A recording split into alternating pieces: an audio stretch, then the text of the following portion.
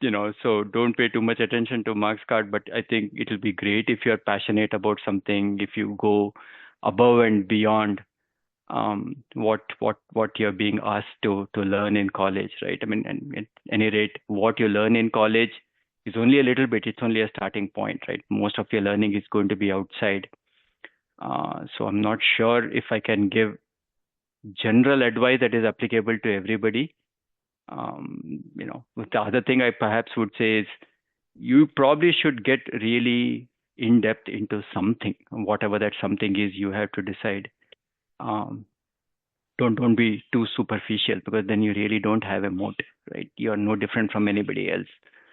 So, but I think having said all of that, there are very many ways of being successful, and more than any time in the past, the future is not going to resemble the past, right? I think the changes you're going to see in your career over the next 30-40 years is dramatically different to the kind of changes I saw in my career, right? And so the future changes are going to be even faster. So put on your seat belts and be ready for a really fast ride. And the past is not going to be very useful to talk about the future. Thank you, Sanjay.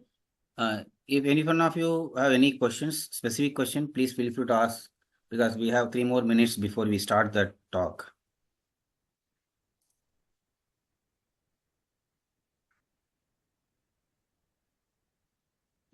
Nothing from any one of you?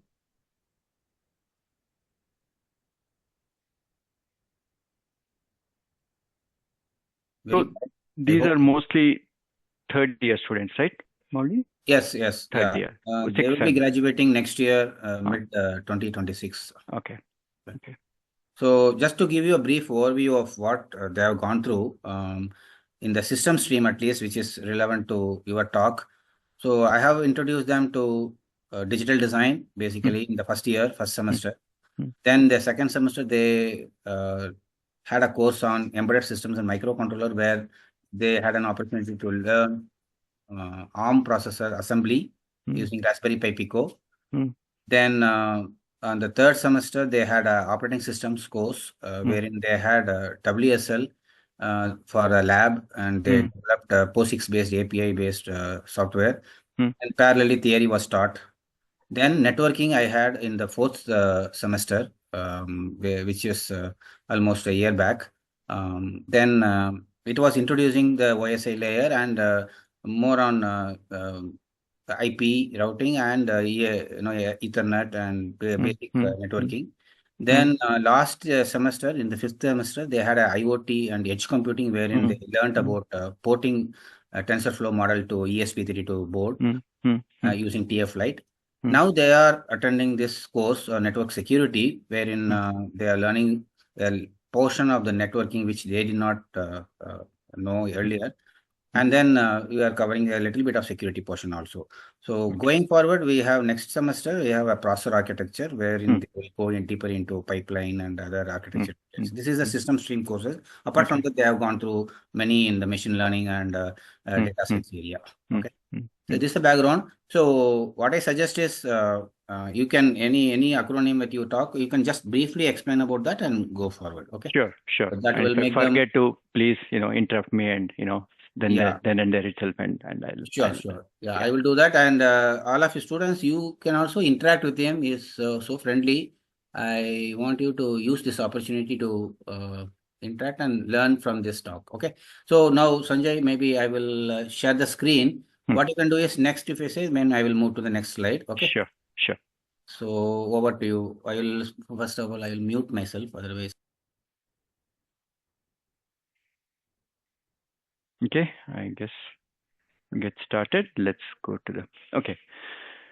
So when talking about software-defined networking, before I start, if you have questions, do stop me then and there, right? Don't have to wait for the end. Best that if you address it. And Mauli, one more request. I'll try to keep a close watch on the clock, but if we are going to be do maybe after 45 minutes, just let me know, right? So that I can speed up if you are not making good progress. Sure, Sanjay, no problem. So what I wanted to talk about here is what is the problem statement here, right? Why did why was SDN needed at all, right? What problem was it trying to solve? Because you can't understand the solution unless you know the problem, the specific problem that people were facing. So I'll probably spend a little bit of time talking about the problem statement, spend some time, of course, then describing SDN, and then talk about where we are today, what kind of applications, and what the future is likely to hold. That's the broad agenda. Yeah, next, Molly. So I mean, networking, right, was going fine, right? SDN started perhaps picking up pace 2010, 2011, 2012 in that time frame. I mean, Cisco was started in 1984, Juniper in 1996, and the internet had been built out significantly. 2G, 3G, 4G hadn't started very much, but those networks had been rolled out. Millions and millions of people were on the internet. YouTube was well on its way. A lot of people were watching video on the net. So the networks were doing quite well. Why do we need software defined networking, whatever that means, right? I'm going to define that hopefully a little bit more carefully. And people had thousands and thousands of nodes. There are lots of ASS, if you know what that is. Because the internet is really a collection of networks. Think of each domain as an AS. And then, across ASS, you need to route, and within AS, you need to route. All of those things had been working very, very well. The internet is a highly distributed system, right? I mean, just to put a point on that, the original design goal for internet, when the American, because it was funded by the American Defense, DARPA, and one of their target was, even if there's a nuclear war, this network should survive, right? So it was truly completely distributed. So why did we need a change at all? And I think the main reason we needed change was data centers, right? And when we say data center, I mean the big hyperscalers, the Googles, Amazons, Microsofts of the world, right? And here's a picture. On the left side, you can see a row in a data center. So each of those blue lights, right, that you can see is a server. So you typically have a rack, a vertical rack, and then you have like 8 to 12 servers fitted into each rack. At the top of the rack is what we call as a top of rack switch. And sometimes the top of rack switch is at the bottom of the rack, but everybody calls it a TOR, or a top of rack switch. And so you can see every row here, every column here is 8 to 12 servers, and you can see how many such racks are here in this row that you can see all the way to the end. And then on the picture on the right, you can see how large this data center is, how many rows you have. So that's when, in the 2010, 11, 12 time frame, is when the data center size just exploded. Right? 10,000, 20,000, 50,000, 100,000 servers started becoming very, very common. Right? And these days, the largest data centers are probably like 1 million or something like that, million servers. So that's just amazing scale, end of the day. And I don't think till then that level of scale people had seen before. And so you're literally connecting 100,000 nodes together, or 1 million nodes. But now here's one more kicker. If you go to the next slide, Molly. So, I mean, the size is so big, the scale is so big, there's a term for it called hyperscale, right? When we talk about Google and Amazon and these kind of companies, we use the word hyperscale. That's just the immense scale that they're talking about. So you have 1 lakh, maybe 10 lakh kind of servers. Those are the physical servers. On top of that, all of these people, I mean, why do you go to AWS, right? You go to AWS because you would like to launch your own VMs. Today, of course, it's your own containers, but in 2010, 2012, it was all launching your own VMs. And multiple customers would go to AWS. And so that's the multi-tenancy part. Multi-tenancy means there are a lot of customers, and each customer is going to launch typically many VMs. And all those VMs need to talk to each other. And on a given physical server, people launch several VMs, right? 10, 15 VMs based on what kind of VMs you're talking about. And those VMs need not belong to the same customer. Meaning, if I go to AWS, my VM, and if you have an AWS account and you launch a VM, they may both be on the same physical server. So the situation is there are a lakh or 10 lakh servers, but each of those servers has many VMs. Those all belong to different customers, and each of these VMs, they're all interconnected with each other in a private network, which your private network and my private network should not be. Sorry, is there a question?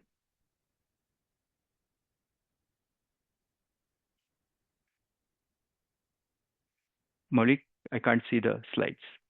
Oh, sorry. I think I am seeing someone has kept the audio on. Hope they'll go. Okay. Yeah. Fine. Go ahead. 1 second. So, Okay, you carry on. Yeah. yeah. So there are all these private networks that are running that have been set up by the customers, and customers would like to launch VMs dynamically, which means they're adding nodes to this private network.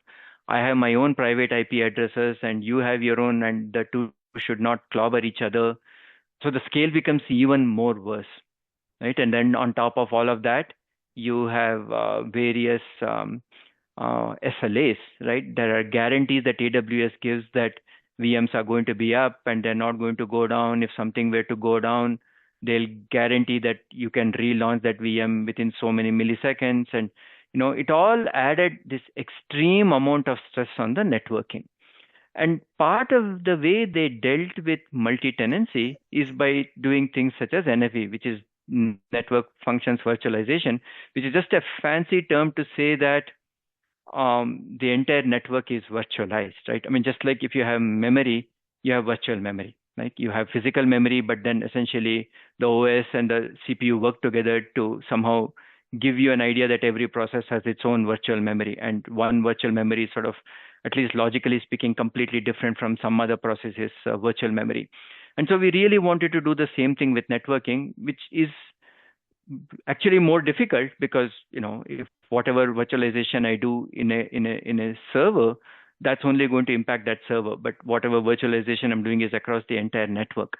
So, and the way they implemented this is what we call as overlay protocols. You can Google for these terms. There's a overlay protocol called VXLAN. There's a overlay protocol called NVGRE, and essentially these are all, you have an IP network. I'm sure you're all familiar with VLAN, right? VLAN is some kind of virtualization at the Ethernet level, but nobody runs large Ethernet networks. Those don't scale. So every network typically is an IP network. We can get into the details at some other point, but on top of an IP network, you're running these virtual networks, and to implement that, you have these overlay protocols such as, so it's all essentially protocols running on top of UDP and creating this illusion that there are these virtual networks, that each customer is only seeing their own network and they can't see what's happening with anybody else. So that was done using NFV. And then vSwitch is the idea that you have a real router or a switch physical, but you also have the same switch functionality running on the server, because you have all of these VMs running on a physical server, and those VMs need to talk to each other. And so you could implement what we call as a vSwitch, but it's got a router functionality as well. And so people implemented a virtual switch or a virtual router on every server to add to the capability that each physical switch and router was giving you. And of course, over time, the vSwitch got migrated into the Linux kernel. All of those things happened. But these are the kind of things that people were, and then all of these switches, routers, the physical switches and routers have to be programmed. The virtual switch has to be programmed to deal with this multi-tenancy, with these overlay protocols. So essentially, there were a lot of problems that the hyperscalers were facing, that the Googles and the Amazons were facing, that they were not able to solve with the traditional networking gear that they had from Juniper and Cisco. If you go to the next slide, Mauli. Okay, before I go to the specific, problems that actually stopped them from implementing, the vision that these hyperscalers had was that the left side, let's see, how computing dealt with this. The leftmost box is how mainframes were, right? Back, say, in 1970, of course, the biggest mainframe vendor was IBM. And if you bought a computer from IBM, they sold you the entire mainframe. They designed the CPU, they made their own memory, they built the box, they wrote their own operating system, and they wrote the applications as well. And many times IBM would not even sell their box to you. They would only lease it to you, which means you'd have to pay them every month. Okay. And so clearly that was a very, very lucrative and profitable business for them. But they controlled the whole computer. There was just no notion of anybody writing an application or changing it in any way. If you wanted an application, you had to go to IBM, and IBM would implement that for you, right? Now, of course, there were smaller companies such as DEC, Digital Equipment, that let you write your own applications in many ways, but IBM did not. And what people wanted was this the picture in the middle, which is or what the world moved to, from the 1970s mainframe to then we got the mini computers, and then eventually we got PCs, and then we got the workstations. And that essentially was where a completely vertically integrated company like IBM broke up into a bunch of horizontal layers. So, and as it so happened that in the PC world, Intel was the main company for making microprocessors, and anybody could buy that. Windows became the dominant OS vendor. Of course, subsequently you had open source like Linux, and Mac has always had their OS. That's a separate thing. And Microsoft dominated the OS layer here. And then the applications, basically, since everything was open, Windows guaranteed a certain, what we call an ABI, right? Application binary interface, not an API, but an ABI. You can Google for that as well, what the implications of that are. Both Windows and Linux guarantee certain ABI. And so because of that, multiple app companies started coming up, right? They were like gaming companies, Adobe, and people were writing open source software. But essentially, anybody could implement applications, right? A small company, if they wanted a specific application that made sense for them running on their Windows PC, they could absolutely do it. And so that whole ecosystem just exploded, right? The creativity of people exploded. The number of application companies exploded. That whole market exploded, right? And so people saw that how making something standard, defining standard, making breaking up a vertical box into horizontal layers, putting standard interfaces between them, and letting multiple people go compete at those different layers is the easiest way to open up the market. And that was the world in the computing world, because that's exactly what happened. People thought they can get the same lesson into networking world as well. And that was the goal, right? You could buy a router from Cisco. They built, right? I mean, in some cases, they designed their own hardware. Sometimes they designed their own ASICs. Sometimes they bought it from others. They had their own OS. And whatever was running on such a router was completely controlled by Cisco or Juniper. There was no notion of you going and implementing your own application on a Cisco router. So this was the situation. And the Googles and the Amazons of the world looked at it and they said they wanted to draw lessons from the computing world, and they wanted to break up this box, the router, into several horizontal layers, where maybe you could buy silicon from any number of competing companies such as Broadcom, Intel, and so on. There would be a network OS that one would install on a router box that used such silicon. And then there were applications, because all of the open interfaces were well defined, and you would write applications on top of that. That was where they wanted to drive the networking world to, right? Because they thought this is exactly what will let them solve the problems that I mentioned in the previous slide. Does that make sense as to what the thought process of this hyperscalers was? Yes, sir. Okay. Yeah, let's go to the next slide. Okay. And so before I start talking about the whole set of problems that were there, right, that concretely stopped the realizing that vision, I wanted to show what a traditional router looked like if you bought one from a Cisco or a Juniper. So at the bottommost layer, you have what we called as the data plane or the forwarding layer. Typically, that is implemented using ASICs. High speed packets come in. There's a forwarding table. There's certain functionality, and the packets are routed based on that, right? That is the lowermost hardware layer. That's and on top of that, you have what we call as the control plane. And control plane is where I'm sure you would have studied all the routing protocols. I've just put OSPF here, but there are a whole bunch of routing protocols that people use, which is where you exchange link state and so on with all the other neighboring with the peers, and you get an idea of what the network graph looks like, and you're able to create routing entries. And a part of that routing entry is then pushed down to the forwarding table. Okay. And of course, a user can come in and add static routes as well. But that's and the control plane, by the way, is actually quite complicated, right? In my experience, if there were 200 or 300 software people working on a specific router, the people working on the data plane would be like 15, 20 people. Most of the rest of the software people would actually be working on the control plane. There were like a lot of issues there. Let's not get into the details.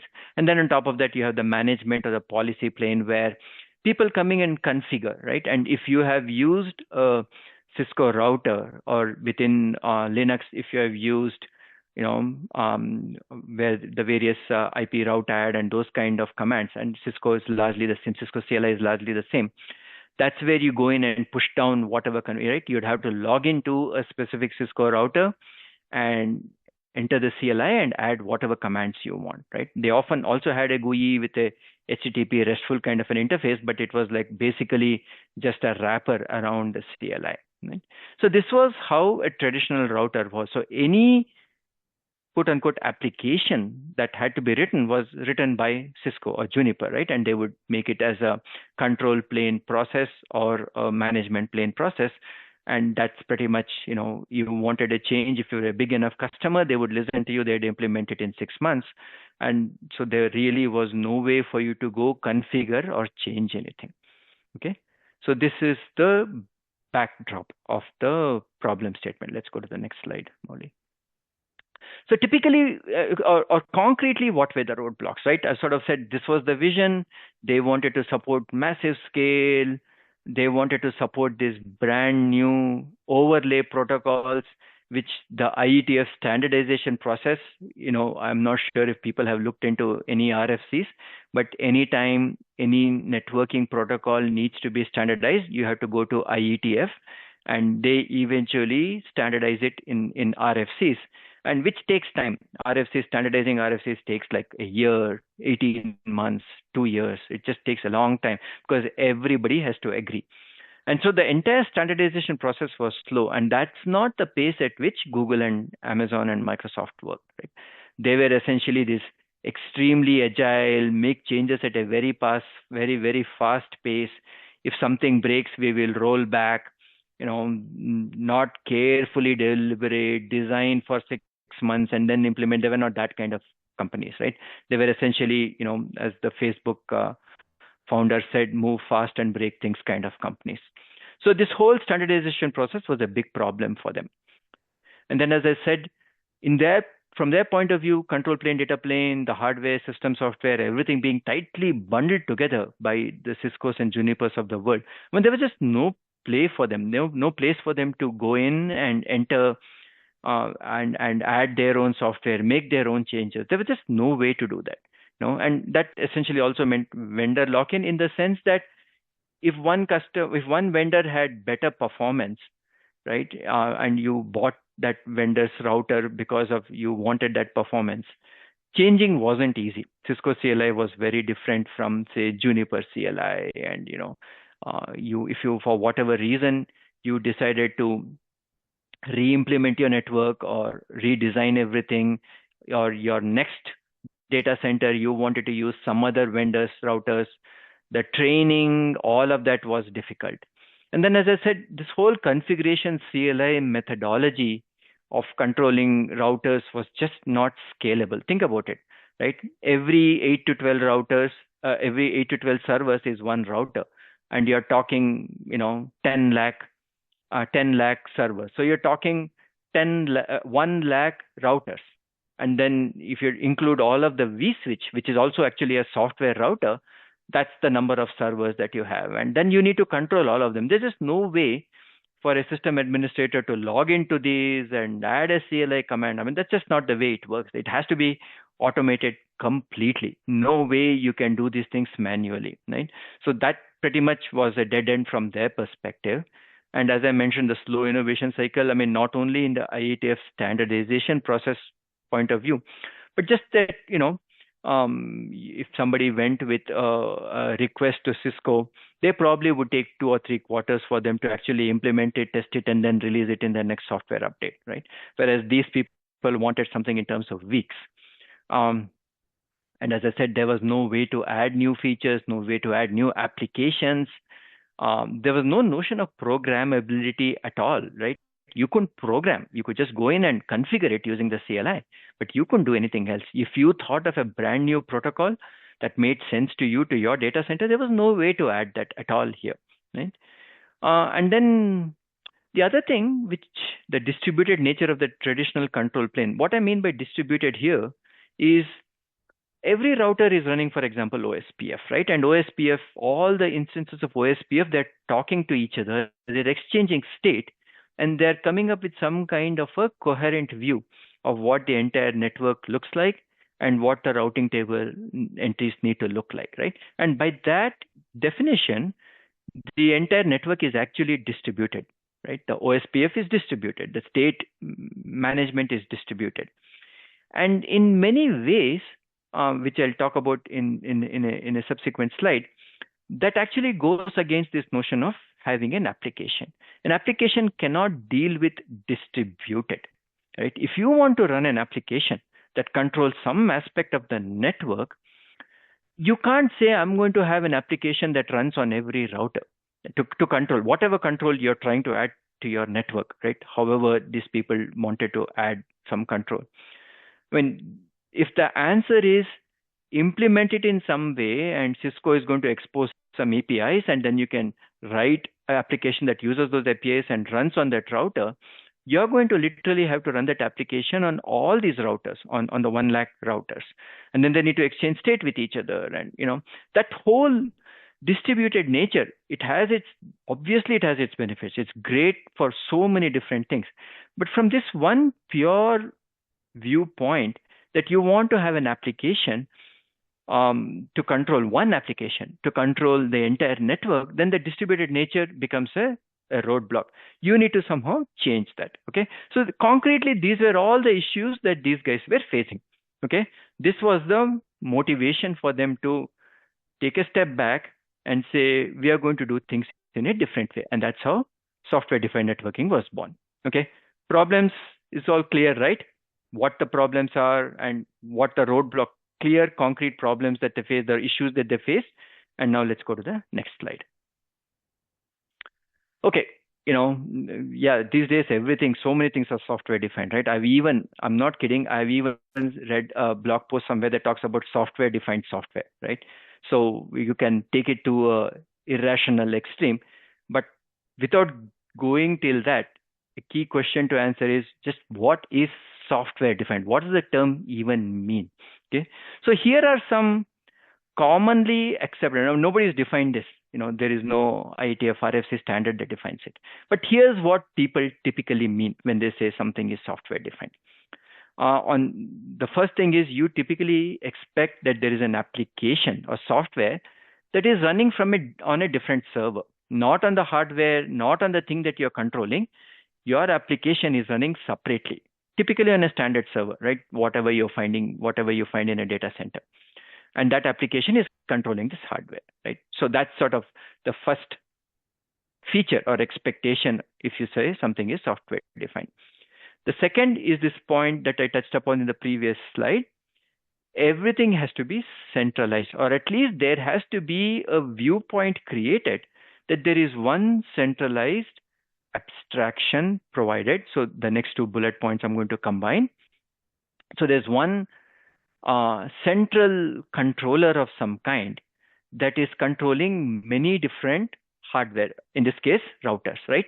If you have, say, 10,000 routers, one controller controls all of those 10,000 routers, and it provides this abstraction. There are applications running on that controller, and as far as that application is concerned, this router is somehow giving this abstraction, a single unified abstraction. I make, as an application, if I make one API call, 10,000 routers may be impacted. 10,000 things may change on the 10,000 routers, right? But the controller is going to take care of all of this kind of, going from a very high level unified abstraction of saying there is one network, to actually rolling that out to the low level configurations that have to be updated in each of the routers, right? So that's the centralized and abstraction expectations that people typically have. And then, of course, the whole point of doing this is you need to expose standard APIs, well defined, that people can write code, and they can write programs and applications that use these APIs, that leverage this abstraction that is being exposed to control in this case, networks, but of course it could be software defined anything. Software defined storage would take care of all the hard disks in some meaningful way. And then, of course, why would you even do this programmability? In many cases, it's for this automation, meaning, there are so many servers, there are so many routers. A new client comes in, launches 20 VMs. The VMs are all running on different servers. AWS has to basically create a virtual network on the fly for this and go program all the routers so all these VMs can talk to each other on that virtual network. Okay, so and all of those kind of things can only be done by automation with no human being involved at any point. These kind of things you cannot have humans logging in and changing things. This all has to be completely automated. Okay, so that's the expectation. Anytime anybody says they're doing something software defined, this is what we expect. Okay, any questions? Okay, let's go to so having said all of this, hopefully now the SDN principles start becoming clear, right? Where we want to go with this. Once the problem statement is clear, many times the answers start becoming obvious, right? So which is why we say many times that it's asking the right questions that is important. Then finding the answer often follows. I mean, not always, but many times.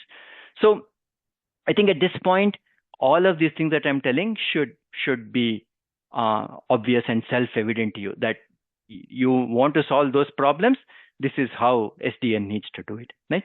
And the first way to do it is you separate the data plane and the control plane with standard interfaces, so that the data plane can come from a different vendor, control plane from a different vendor, and then there is this centralized programmable network control.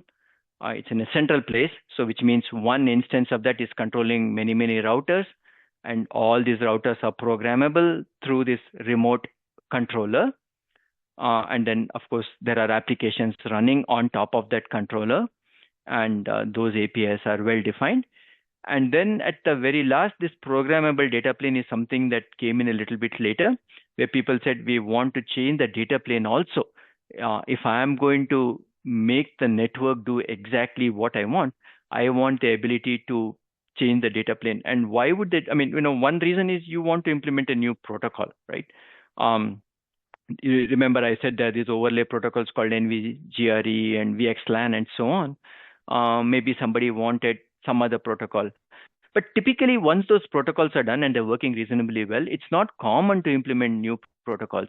It is far more common to want to tweak things such as congestion control. I mean, that's a huge problem, certainly in networking in general, but particularly in data centers, right?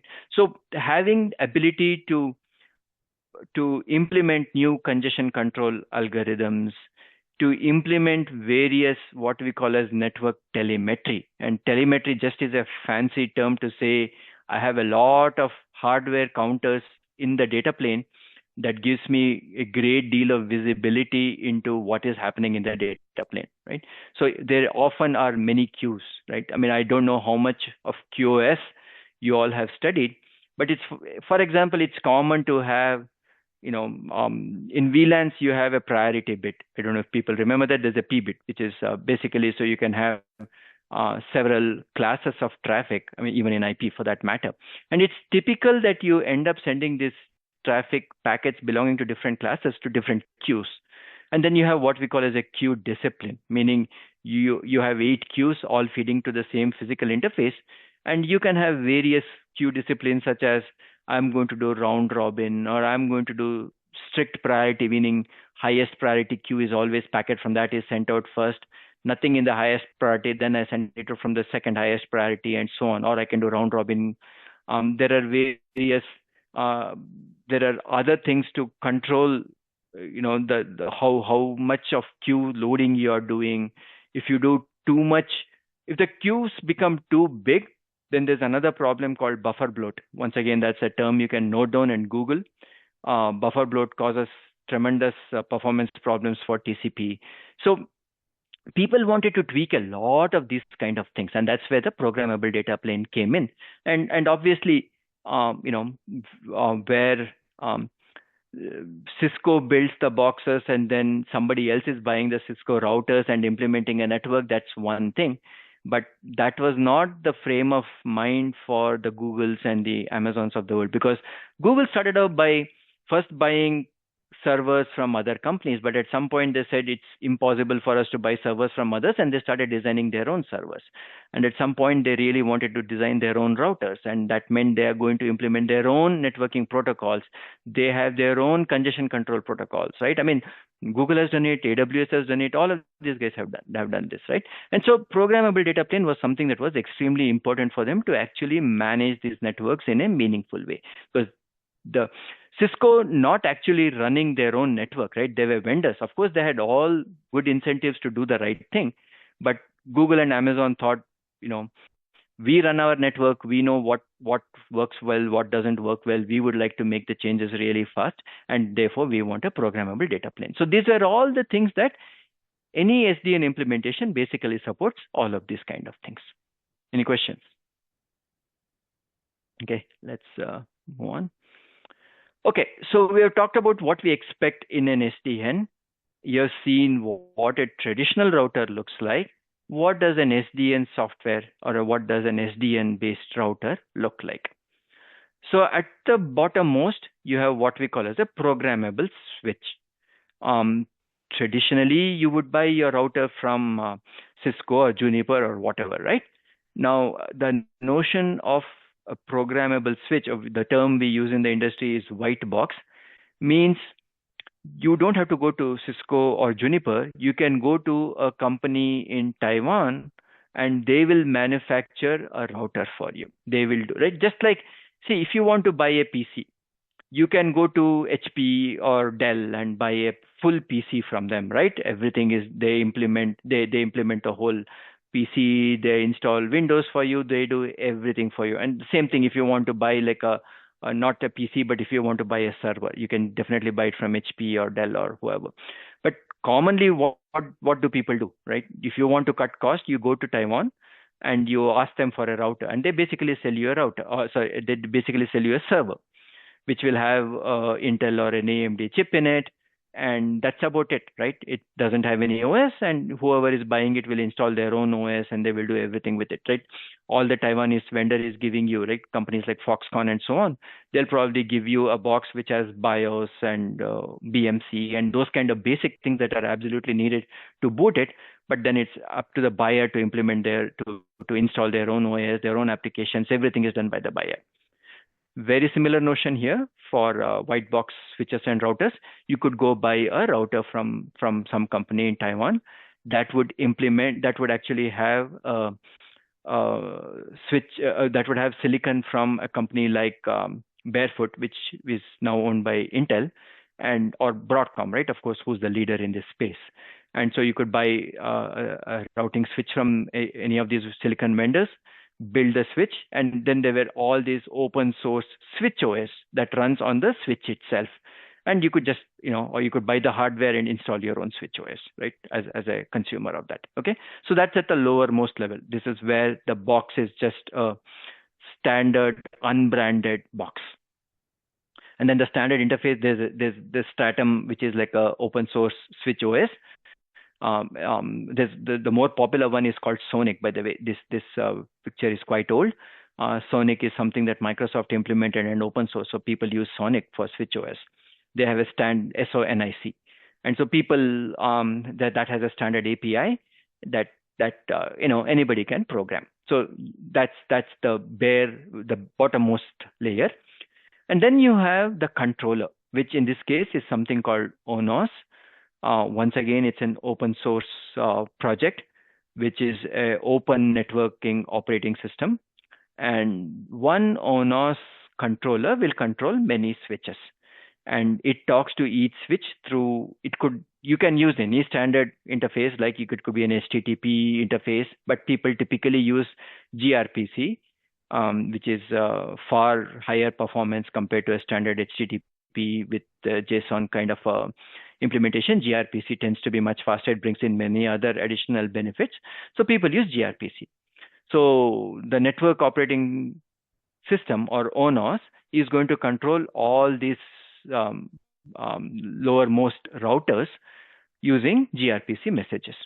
And then the ONOS itself exposes a standard high-level abstraction and API, and people can write control applications on top of that. And so you can write whatever control application you want, you could write on top of that. And that control application is also not running on the same server where ONOS is running. Your control application can run on yet another physical server, right? In a data center, you have hundreds and thousands of servers available anyway, right? So you write your control application that runs on a specific server as a VM or something, and it talks to ONOS over gRPC. Okay, so this is sort of the overall SDN software stack. The part to the left, P4, is that programmable switch part, right? If we want to control the data plane as well, I mean, you can always buy a standard ASIC from somebody from Broadcom. They'll give you a data sheet. You can read the data sheet. It'll tell you what happens to a packet when it enters, what is the L2 functionality, what is the L3, what firewall does it implement. All of those things are clearly mentioned, and you can just assume that. But if you want it to be programmable, you want to change the very nature, you want to add a brand new routing protocol, right? Then you need a programmable silicon. And the language people use to program this programmable silicon, the data plane, is P4. So I won't talk any more about it, but it is quite popular, and many companies support that. So the expectation is that the Cisco's, the Googles of the world would write their own P4 code and then essentially push it down to the programmable switch to get the specific forwarding behavior that they want. Okay, so this is the overall SDN software stack. Any questions so far? Sanjay, gRPC is a remote procedure call, right? That is gRPC is Google's standard remote procedure calls. The nice thing about it, in addition to high performance, right, you can actually generate a lot of the gRPC code just by writing some high-level specifications. Molly, it sort of makes it easy to write applications. It'll provide stubs in different languages, so it'll provide you Python stubs and C++ stubs and so on. So it insulates you from a lot of low-level detail. So that's why people like it. I mean, high performance is one thing, and the fact that it's so easy to just define new message types, and it'll generate all of the stubs automatically, and then you can just link it into your application in whichever language you're writing. So that's the reason people like it. So the actual software runs on the individual switches and routers? There is a gRPC client and running on every one of these, right? There's a gRPC agent running everywhere, right? Which receives this and then essentially passes on that message to the switch OS, which will then do whatever hardware changes need to be done. Okay. It'll call the low level driver, the switch OS will call. Right. Yeah. Okay, next slide. Yeah, and then, so restating the same thing, but instead of at a one switch and one network OS level, this is taking a step back. So your ONOS is controlling many routers. It is also controlling the vSwitch that is running on each of the servers, right? Remember I said there is each server will have many VMs, and the VMs need to talk to each other on that router. Oh, sorry, on that server. So you actually have a virtual switch or a virtual router implemented, a software implementation of a router on each server. And so in addition to managing all the physical switches, the network OS also manages the vSwitch.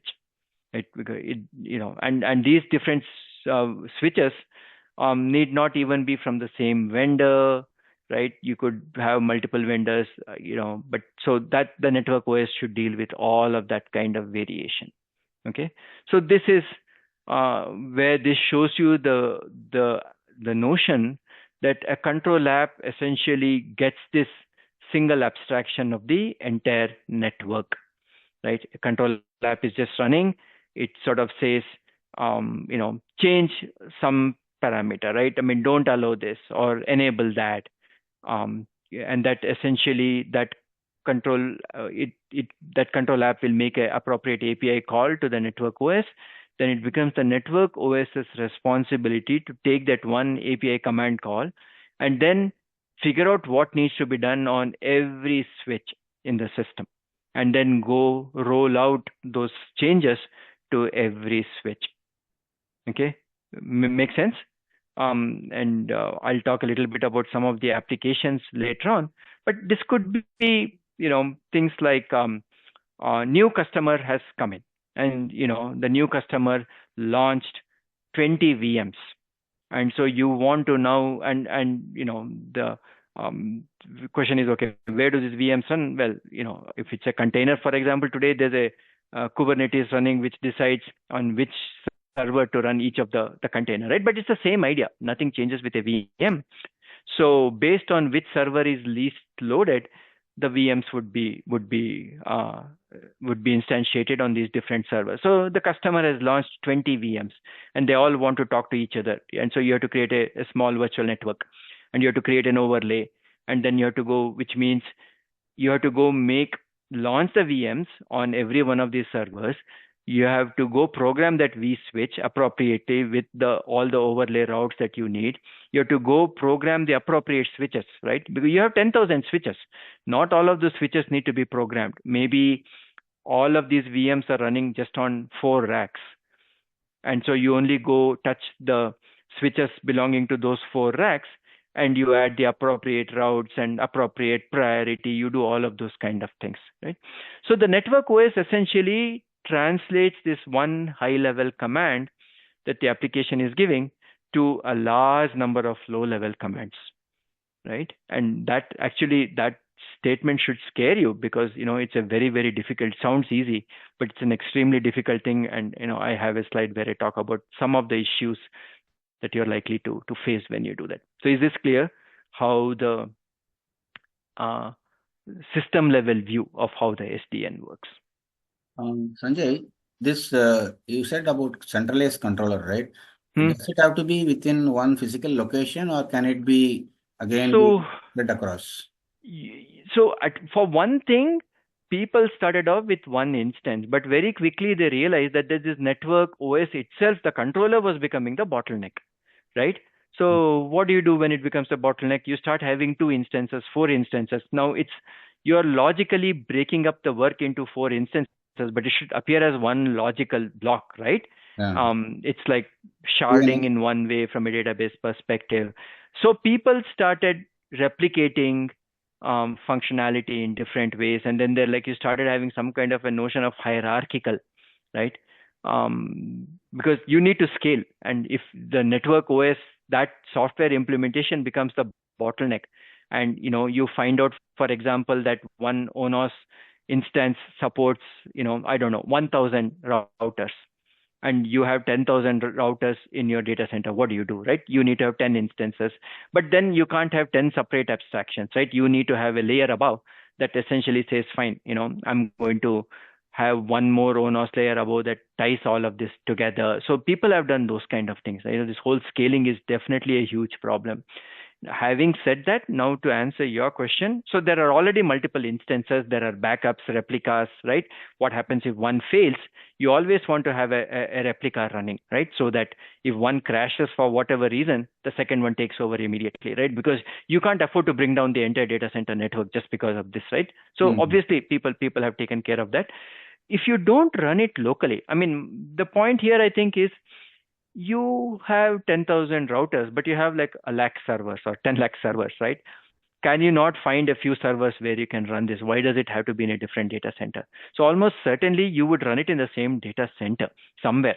And then, across the data center, are there very tight latency requirements? I think, latency is reasonably well bounded, I think, within a data center, right? They use this fat tree, highly careful. The network design is done very, very carefully.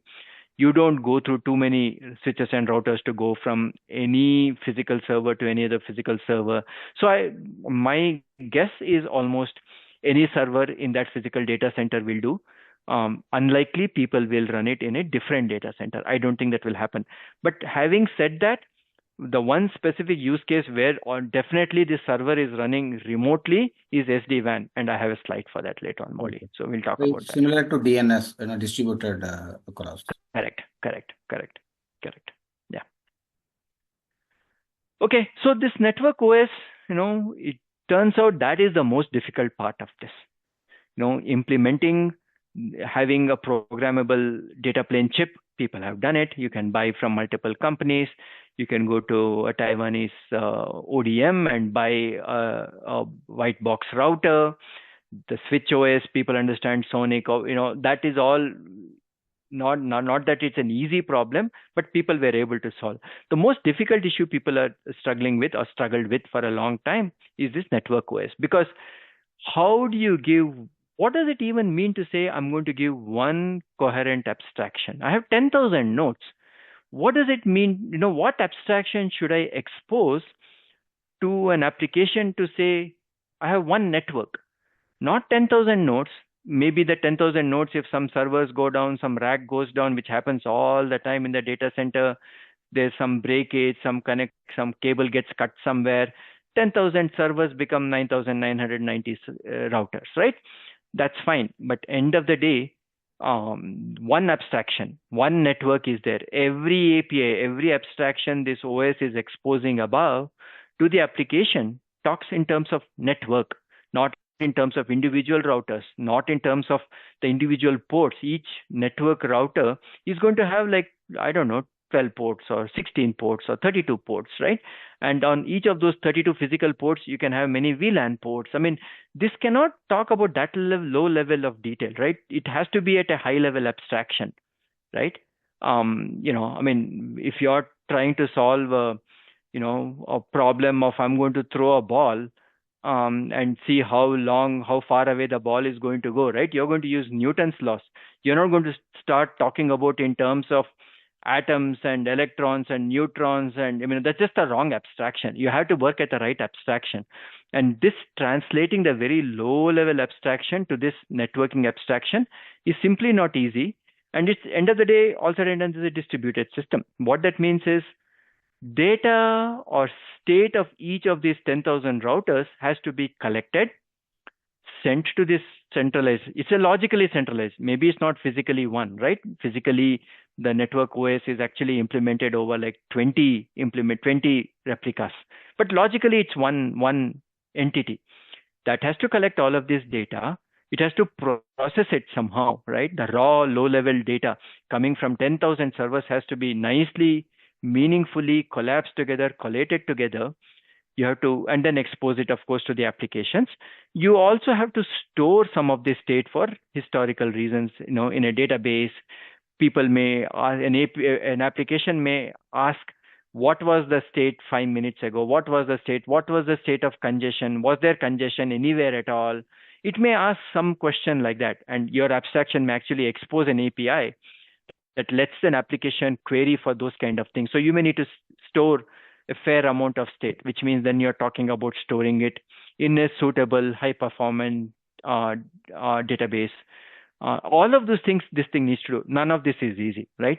Easy to talk about, easy to get working for a small number of routers, but to scale, to say it's going to work all the time, it won't fail, guaranteed SLAs and those kind of things is a lot of work, right? And that definitely this is not easy.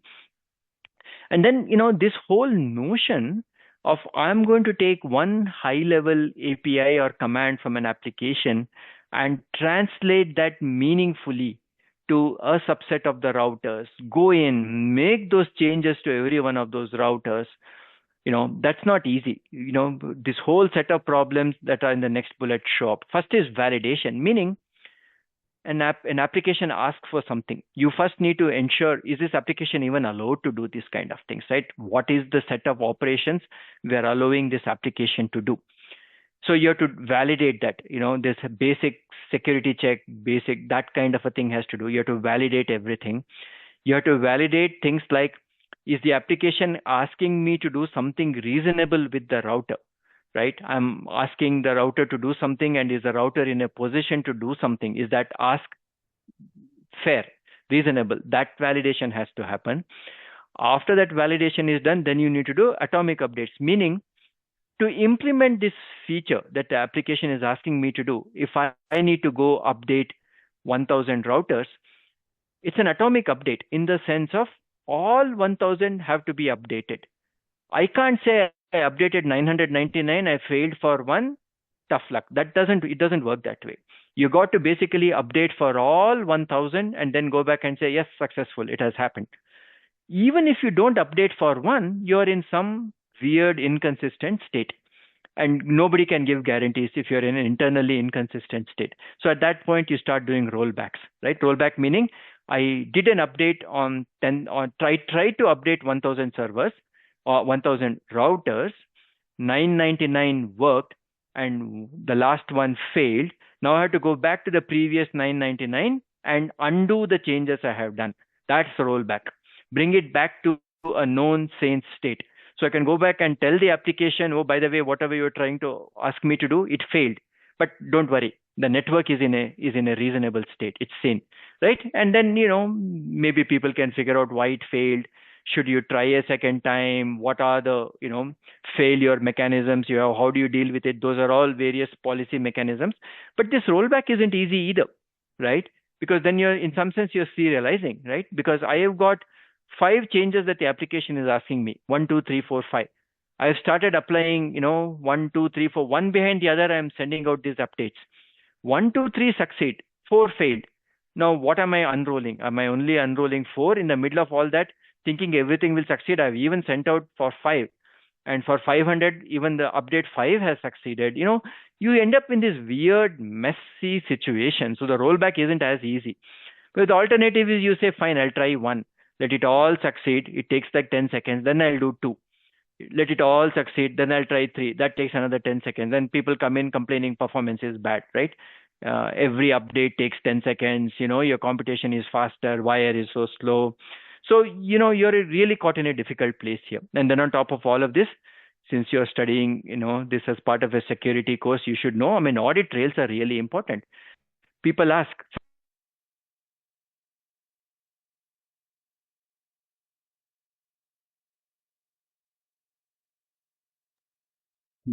Sanjay, you are not audible. Oh, we lost you. The US government, not the Indian government, will give you, will give you any business if you're not compliant to all of these kind of things, right? They will actually come and do this trail. So these are all the kind of things they have to do. And then on top of this, you have to do security, right? Security meaning things going wrong, somebody trying to willfully hack, application trying to do wrong things, either intentionally or by mistake. All of these things they have to do. Okay, Mauli, let's go on. I'll try to speed up. It's 9:40. Next slide. 9:40 now. Yeah. So what are some of the common use cases? So there are only like 1 or 2 more slides. We're nearly to the end now. So, that NFV that I talked about, the network functions virtualization, that's definitely a big use case that all the customers are using this for. Traffic engineering for WAN, meaning using this to interconnect, because Google has a lot of data centers. And then it becomes like people want to replicate across data centers, right? People are worrying that one data center will go down, some connectivity goes down. I want my application to be replicated on multiple data centers. And so then there's all of this inter data center traffic that's going around. And so people have, that inter data center traffic is very, very significant for companies like Google. So they do very, very careful traffic engineering, where if they do the right kind of traffic engineering, when they save tens of millions of dollars a year, it's definitely worth it for them. And people use things like distributed firewalls, load balancers. These are all things that people use or people have implemented using SDN today, right? It sort of makes sense that you implement a load balancer at a centralized location, which is taking a great deal of other information to take load balancing decisions, right? So people do that. And I think one of the most successful things that people have done with SDN is what we call as SD-WAN, which is software defined WAN. Maybe Molly, you can go to the next slide. I have a SD-WAN picture there. And so this is the idea that, very quickly, that say there is a, I don't know, cafe coffee day, franchise, or, or McDonald's or whatever, right? Now McDonald's they have that billing machine, right, where they bill you. They all have Wi-Fi, local Wi-Fi. They have all of these kind of things, but they don't want to have just like a broadband router sitting there, where they're connected to the local. Because the moment you have a broadband router and you're connected to the internet from there, then they have to worry about security, firewall, who's coming in, who's going out, NAT. I mean, a whole lot of problems come in. What if that connection goes down? So SD-WAN is this idea that pretty much the only connectivity you have is to your headquarters, right? Or maybe to your data center. But pretty much there is a VPN or some kind of a tunnel setup from your office or from your branch to the headquarters. So any packet, any traffic has to go to the headquarters, and only then, right? So if you want to have a firewall, the firewall is in the headquarters or in their data center, right? You can obviously outsource all of this and put all of this into AWS, and then you're running your firewall, centralized firewall in Amazon.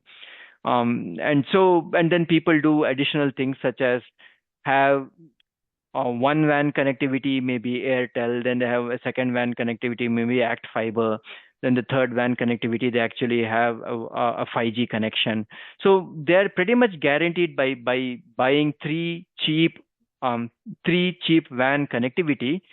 All the chances of all three going down simultaneously is very, very small, right? So you get extremely high reliability, and so you create this overlay tunnel that pretty much you can either use any one of them, or you can do load balancing across all of them.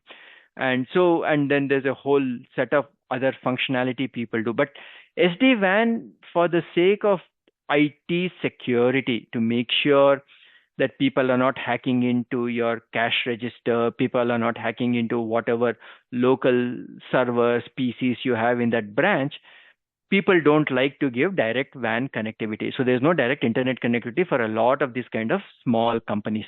They pretty much route everything to the headquarters or to the main instance in AWS, and that's SD-WAN. It's an extremely successful business case. A lot of companies do this. A lot of small companies essentially do this. So this is SD-WAN, very successful. And so you have a centralized SDN controller called now SD-WAN controller, which is setting up all of the routers in each of these business, in each of the branches, QoS, congestion control, a lot of these things it will do. Okay, so that's clearly not sitting anywhere close to this branch, right? Your branches are spread all over India. Your SD-WAN controller is sitting in a data center somewhere, right? So that's remote. Okay, so let's go back to the previous slide, Molly. I just want to make one more data point. Yeah. And then, an extremely important use case from a hyperscale perspective is network debugging, right? Things go wrong. The network is not working for whatever reason, right? I mean, see, if I send a packet, it's not reaching, that's one thing, right? I'm sure people have used things like ping and so on to start to debug networks. But a much bigger problem for them is actually, network congestion. And sometimes network congestion are there, like for 1 second it goes away. And for 1 second you have degraded performance, and then you don't even know why that happened, right? So people use things such as in-band network telemetry. You can Google for this. I won't talk about it. People have done a lot of good work in the lowest user plane level, where you can find out these kind of things, collect that data, and actually go back and debug and find out which networking connection, which TCP connection caused this problem. You can do a lot of really good debugging, and to do that you need things like in-band network telemetry, and that people do. Essentially you need SD-WAN for that. A really important thing is usage of formal methods. I mean, I don't know how much of formal methods people study in the undergrad, but definitely formal methods where you use mathematical techniques to formally prove the correctness. For example, here's one high level configuration that an application is asking me to do. I'm translating that to 20 low level steps that I'm going to then go apply to 10,000 routers. There are formal methods people use to prove that you're doing the right thing, right? This is not, I will implement it and then I will test it. I will do unit testing and system testing and prove it correct. This is literally you're using formal methods to prove all of this, and AWS and Google both do a significant amount of formal methods to do this. That's a really, and you can't do those kind of things unless you have SDN. Okay, so let's go to the next slide, Maulin and Lala. Yeah, conclusion, last slide. The complexity is amazing, the scale is amazing, and pretty much the only way you can deal with it is by using techniques like this. And going forward, increasingly people want to use AI and ML to deal with some of this complexity and formal methods. And they're like, right now I think they're two sort of separate things, but people will obviously try to combine them as well at some point. People also are trying to leverage SDN significantly, not to implement security, because security is becoming such a big thing. And so already security is like, essentially it's like what I'd call like an evergreen field, right? Security problems are never come down. They always go up. And using SDN techniques is one thing people are doing more and more to manage the security of their networks. And then, of course, as I said, from a purely commercial perspective, outside of the data centers, SD-WAN has actually had a lot of success, and a lot of deployed networking today in India, outside everywhere, is SD-WAN, and that's an example of SDN. Okay, so that's sort of the conclusion. It's you don't hear too much about SDN, but I think that's partly because it has become quite successful. Once something is reasonably well understood, reasonably successful, people don't talk about it, right? They go start talking about the next problem and some other issue. If something is working smoothly without any problem, it's a success. And I think that's where SDN is today. Okay, so that's the last slide. I'll take questions if you have any. Yeah, thank you so much, Sanjay. I think now we can open it up for questions. Please feel free to ask any doubts you have, either on this topic or anything related to networking. Yep. Hello, sir. Yep. My question is that in a network managed by a single network OS, can all the routers and switches have different routing protocols, or should they have the same routing protocol? So, the lowermost routing protocol that everybody implements is Ethernet, and then IP on top of that, right? IPv4 or v6, pretty much, right? Nobody is going to implement anything other than IPv4 or IPv6. That is sort of become pretty much guaranteed. Now, technically, you could implement other routing protocols on top of IPv4 or IPv6. However, in practice, what people have found out is it is too painful, too many things fail. So pretty much all the newest protocols that people are implementing happen to be on top of UDP, right? So till UDP, you can very much assume it is standardized. Guaranteed, any networking box that you're buying will support till UDP, right? TCP also, but UDP is sort of more prevalent in this world. And then on top of that, right, the NVGRE that I talked about, VXLAN that I talked about, they're all running on top of UDP. There it is entirely possible that people implement new protocols all on top of UDP, and you do need support in the hardware. Is there anything that requires you to have the same set of support everywhere? Probably not. But just to maintain your sanity, chances are you're going to have the same capability on all of your routers, right? Because the moment you don't have the same capability, half your routers implement one protocol, half of them don't, then it becomes difficult to manage, right? You'd rather manage 10,000 of the same kind. Then it becomes very interchangeable. If one of them crashes, you can always move that workload to some other rack. Guarantee that router has the same functionality. Just from a sheer manageability perspective, I imagine nobody wants to deal with different capability, different protocols. So in practice, I imagine it's the same. In theory, there should not be a need for that. I don't think people will do that in practice, though. Okay, sir. Thank you.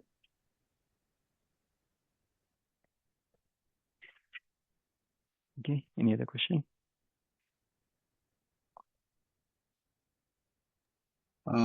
Maybe Sanjay, one question from my side. Yes, sir.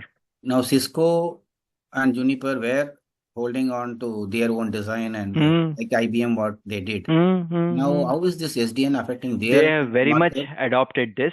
They Okay. could not fight it. They pretty much said the Cisco OS or the Junos that was running on Juniper, that is like the switch OS. And they also came up with their own network OS, the corresponding thing to ONOS. They have their own proprietary, and so they have jumped in completely into this. Now, in one sense, it may not have helped them very much with companies like Google and Amazon, because Google and Amazon just stopped buying from, they don't buy from HP, Dell, they don't buy from Cisco, Juniper, right? They build their own. They do their own design, they get it manufactured in Taiwan, right? So it didn't help with them, but it's definitely helped them with everybody else, right? Because beyond the tier one hyperscalers, nobody else has the ability to design their own router design. So if somebody like Cisco comes and says, I'm going to implement this, and much more importantly, it is not just the implementation, right? Where people don't realize, right, is the support. I mean, to give you an example, I want an OS. I can just download Linux and I can use it, right? But everybody goes to Red Hat. Why is that? Only because of support, right? Because, no CEO wants to approve of, a case where, we have 10,000 Linux servers running, and then some mission critical thing, something crashes, and nobody in my company knows how to fix that Linux bug. It's one thing to say, hey, Linux, the community will help you. Just ask in a forum, they'll answer. Yeah, they'll answer. But, this is some mission critical thing has gone down. Now, who's there to support you, right? And that's the reason Red Hat came into existence, right? Red Hat became successful because they said, use Linux, I'm going to support you, right? I am your, I'll give you an SLA. I'll give you a turner a fix in 1 hour. I'm guaranteeing you I'll fix it. And they had the right people to do that, right?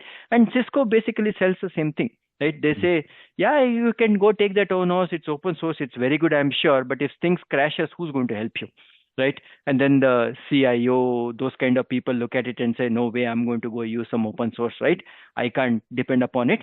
I'm going to go use Cisco, right? Because Cisco guarantees support, right? You can just pick up a phone and they have a big support team. They will swing into action, right? So, and they have jumped into this. They have embraced it. They could not do anything other than embracing this, right? So they have definitely embraced it. So they all have SDN controllers. They have all of those kind of things. You don't hear much about it because it's just so successful.